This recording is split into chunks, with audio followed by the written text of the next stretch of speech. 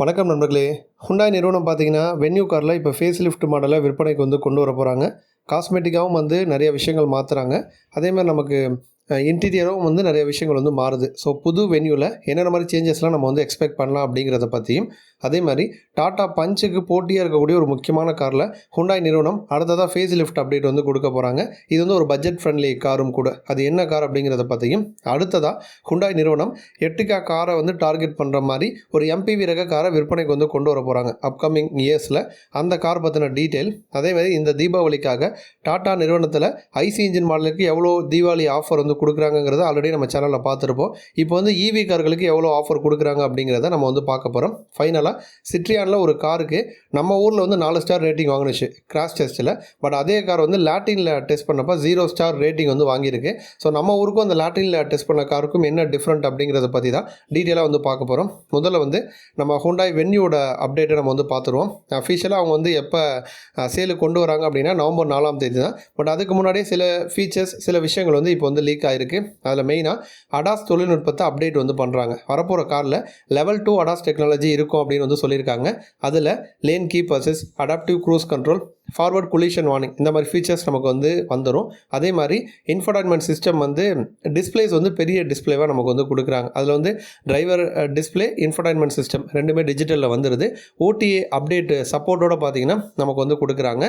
அதே மாதிரி ஃப்ரண்ட்டில் நமக்கு டோட்டலாக சேஞ்ச் ஆகுது. கிரில் செட்டப் நமக்கு நல்லா வைடாக லார்ஜாக வர மாதிரி கொடுக்குறாங்க. அந்த பேர்ட்டனும் ஒரு ஃப்ரெஷ்ஷாக ஒரு பேராமெட்ரிக் டைப்பில் வர மாதிரி அந்த பேர்ட்டன் மாற்றிருக்காங்க.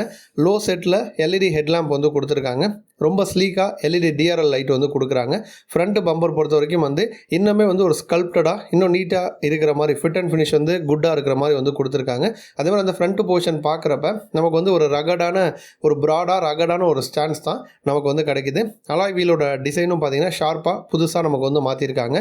இன்டீரியர்னு போனோம் அப்படின்னா நமக்கு முன்னாடியே சொன்ன மாதிரி அந்த டிஸ்பிளேக்கு ஏற்ற மாதிரி டேஷ்போர்டையுமே ரீடிசைன் பண்ணியிருக்காங்க. சென்டர் கன்சோல் மற்றும் ஏசி வென்ட்ஸ் இதெல்லாம் ஒரு ஹரிசாண்டல் டிசைனில் வர மாதிரி மாற்றிருக்காங்க. ஆம்பியன் லைட்டிங் ஆட் ஆகுது. புதிய ஸ்டியரிங் வீல் கொடுத்துருக்காங்க. சீட்டுமே புதுசாக இருக்குங்கிற மாதிரி சொல்லியிருக்காங்க. ஸோ இது எல்லாமே பார்த்தீங்கன்னா நமக்கு சேஞ்ச் ஆகுது.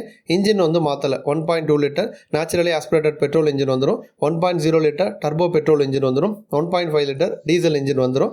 நம்ம ஓரளவு விலை கம்மியாக இருக்கக்கூடிய கார்களில் டீசல் கிடைக்கிறது ரொம்ப ரேர் தான். அதில் ஒரு முக்கியமான காராக வென்யூ வந்திருக்கு. அடுத்த அப்டேட் ஒரு பட்ஜெட் ஃப்ரெண்ட்லி காரில் ஃபேஸ் லிஃப்ட் அப்டேட் கொடுக்க போகிறாங்க. எந்த காரில் அப்படின்னா எக்ஸ்டர் காரில் தான் இப்போ ஃபேஸ் லிஃப்ட் அப்டேட் கொடுக்க போகிறாங்க. இந்த கார் இந்தியாவில் டாடா பஞ்ச் காருக்கு நேரடி போட்டியாக வந்திருக்கு. இப்போ இந்த காரில் என்ன விஷயங்கள் புதுசாக இந்த வரப்போகிற ஃபேஸ் லிஃப்ட் மாடலை நம்ம எக்ஸ்பெக்ட் பண்ணலாம் அப்படின்னா, நியூ ஜென்ரேஷன் இன்ஃபோடைன்மெண்ட் சிஸ்டம் வசதி இருக்குங்கிற மாதிரி சொல்லியிருக்காங்க. அதில் கூகுள் நிறுவனத்தினுடைய ஆண்ட்ராய்டு ஆட்டோ ஆப்ரேட்டிங் சிஸ்டம் இருக்கும்னு சொல்லியிருக்காங்க. இப்போ இந்தியாவில் இந்த ஆண்ட்ராய்டு ஆட்டோ ஆப்ரேட்டிங் சிஸ்டம் இந்த காரில் வந்துருச்சுன்னா இந்த வசதி இருக்கக்கூடிய ஒரு ஃபஸ்ட்டு மாஸ் மார்க்கெட் காராக இந்த எக்ஸ்டர் கார் இடம்பெறும் அப்படிங்கிறதுல டவுட்டே கிடையாது. அதேமாதிரி டுவல் ஸ்க்ரீன் செட்டப் வந்துடுது. இன்ஃபோடைன்மெண்ட் சிஸ்டம், டிரைவர்ஸ் டிஸ்பிளே ரெண்டுமே சேர்ந்து வர மாதிரி, ரெண்டுமே டுவல் ஸ்க்ரீன் செட்டப்பில் வர மாதிரி கொடுக்குறாங்க. அதில் இன்ஃபோடைன்மெண்ட் சிஸ்டம் 12.9 இன்ச்சிலையும், டிஜிட்டல் இன்ஸ்ட்ருமெண்டல் கிளஸ்டர் 9.9 இன்ச்சில் வர மாதிரி மாற்றுறாங்க. அப்போ அந்த டேஷ்போர்டு இந்த உள்ளே வரக்கூடிய சில ஃபீச்சர் நமக்கு சேஞ்ச் ஆகுது. புது கலர்ஸ் நம்ம எக்ஸ்பெக்ட் பண்ணலாம். காஸ்மெட்டிக்காகவும் சின்ன சின்ன அப்டேட் கொடுக்கலாம். பட் இன்ஜின் மாற போகிறதில்ல. இன்ஜின் அதே இன்ஜின் தான். 1.2 லிட்டர் பெட்ரோல் இன்ஜின். 1.2 லிட்டர்லேயே சிஎன்ஜி நமக்கு கொடுக்குறாங்க. இப்போ 5 ஸ்பீட் மேனுவல் டிரான்ஸ்மிஷன், ஏஎம்டி ரெண்டுமே வரும். சிஎன்ஜிலாம் பார்த்தீங்கன்னா 27.10 கிலோமீட்டர் வரைக்கும் மைலேஜ் கொடுக்குது அப்படிங்கிற மாதிரி சொல்கிறாங்க. ஆல்ரெடி இந்த காரை பொறுத்த வரைக்கும் 5.68 லட்சத்துலேருந்து ப்ரைஸ் ஸ்டார்ட் ஆகுது. இப்போ ஃபேஸ் லிஃப்ட் அப்டேட் கொடுத்தாங்க அப்படின்னா இன்னும் ஒரு 50,000 விலை அதிகரிக்கலாம் அப்படின்னு சொல்லப்படுது. அப்போ ஆல்ரெடியே பஞ்சுக்கு போட்டியாக இருக்கக்கூடிய இந்த காரில் அடுத்த அப்டேட்டை நோக்கி ஹுண்டாய் போகிறாங்க. அடுத்தது ஒரு 7-8 பேர் போகிற மாதிரி ஒரு எம்பிவி ரக காரை ஹுண்டாய் நிறுவனம் விற்பனைக்கு கொண்டு வரதா இருக்காங்க. ஹுண்டாய் பொறுத்த வரைக்கும் அக்டோபர் 15ஆம் தேதி இன்வெஸ்டர்ஸ் டே அப்படின்னு சொல்லிட்டு ஒரு டே செலிப்ரேட் பண்ணாங்க. அதில் 2 முக்கியமான அப்டேட் அவங்க சொல்லியிருக்காங்க.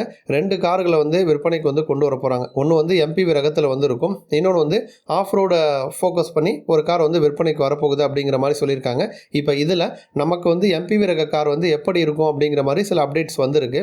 இப்போதைக்கு இந்தியாவில் எம்பி ரக கார் அப்படின்னாலே டாப்பில் இருக்கிறது வந்து எர்டிகா தான். அதேமாதிரி மாருதியில் இன்னொரு கார் இருக்குது, XL6 வந்து இருக்குது. பட் XL6 வந்து டிசைன் வைஸ் வந்து கொஞ்சம் நல்லா ஸ்டைலிஷாக வந்துருக்கும், ஷார்ப்பாக இருக்கும். அதேமாதிரி ஒரு நல்ல லுக் வந்து கிடைக்கும். எர்டிகா வந்து டிசைன் வைஸ் வந்து அந்தளவுக்கு ஸ்போர்ட்டியாக இல்லை அப்படின்னாலுமே நல்லா ஸ்பேஷியஸாக வந்துருக்கும். ஒரு விலை கம்மியான விலையில் ஒரு கொடுக்குற காசுக்கு நல்ல ஒரு ஒர்த்தான ஒரு பட்ஜெட் ஃப்ரெண்ட்லி MPV ரக காராக வந்திருக்கும். அப்போ இந்த எர்டிகாவுடைய அந்த ஒரு மார்க்கெட்டை தான் வந்து டார்கெட் பண்ணி புது காரை வந்து கொண்டு வர போகிறாங்க.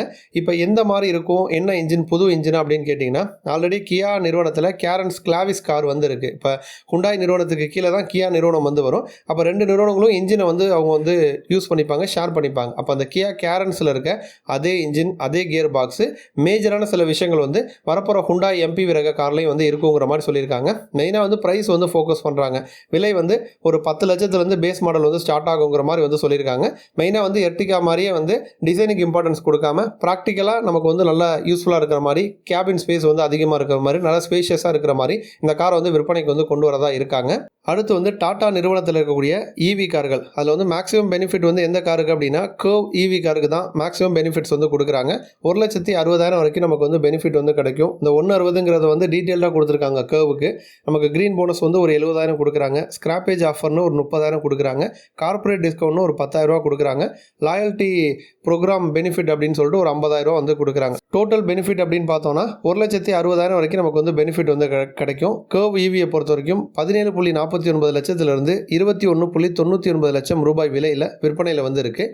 அடுத்து பார்த்தோன்னா டியாகோ மற்றும் பஞ்ச், இந்த 2 EV காருக்கும் அதிகபட்சம் ஒரு 1.23 லட்சம் வரைக்கும் நமக்கு வந்து பெனிஃபிட்ஸ் வந்து கிடைக்கும்னு சொல்கிறாங்க. அதை வந்து green bonus, scrappage bonus, exchange bonus split பண்ணி வந்து கொடுக்குறாங்க.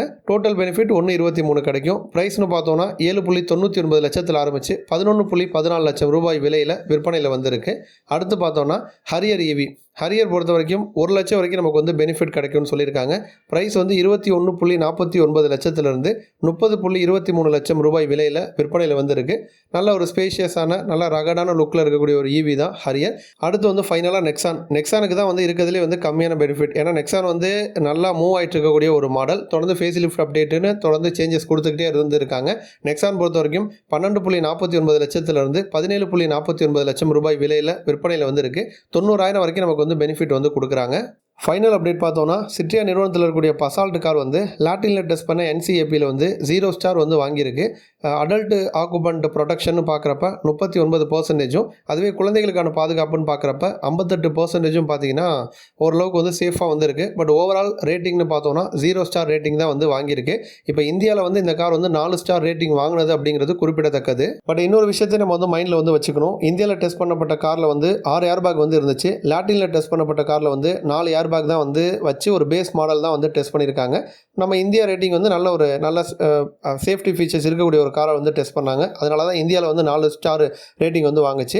சிட்ரியான் பொறுத்த வரைக்கும் சர்வீஸ் நெட்வொர்க்கு அந்தளவுக்கு இன்னும் அவங்களுக்கு வந்து பெட்டராக வந்து இல்லை. அதனால் தொடர்ந்து அவங்களுடைய கார்களுக்கு அந்தளவு டிமாண்டு, அந்தளவு வரவேற்பு வந்து இந்தியாவில் இல்லை. அந்த மாதிரி சூழலில் வந்து முன்னாடிலாம் பார்த்தீங்கன்னா நம்ம இந்தியாவில் தான் வந்து கிராஸ் டெஸ்ட் ரேட்டிங் வந்து 0-1 இருக்கும். ஃபாரினில் வந்து டெஸ்ட் பண்ணால் அங்கே வந்து ஸ்கோர்ஸ் வந்து அதிகமாக வாங்கும். பட் இப்போ இந்தியாவில் வந்து அதிகமாக வந்து ஃபோக்கஸ் பண்ணுறாங்க. இந்தியாவிலையும் வந்து அந்த மெஷர்மெண்ட்ஸு அந்த ஸ்ட்ரிக்டாக வந்து ஃபாலோ பண்ணுறாங்க. அதனால் தொடர்ந்து எல்லா பிராண்டுமே நல்ல சேஃபான கார்களை இந்தியாவில் வந்து கொடுத்துட்ருக்காங்க.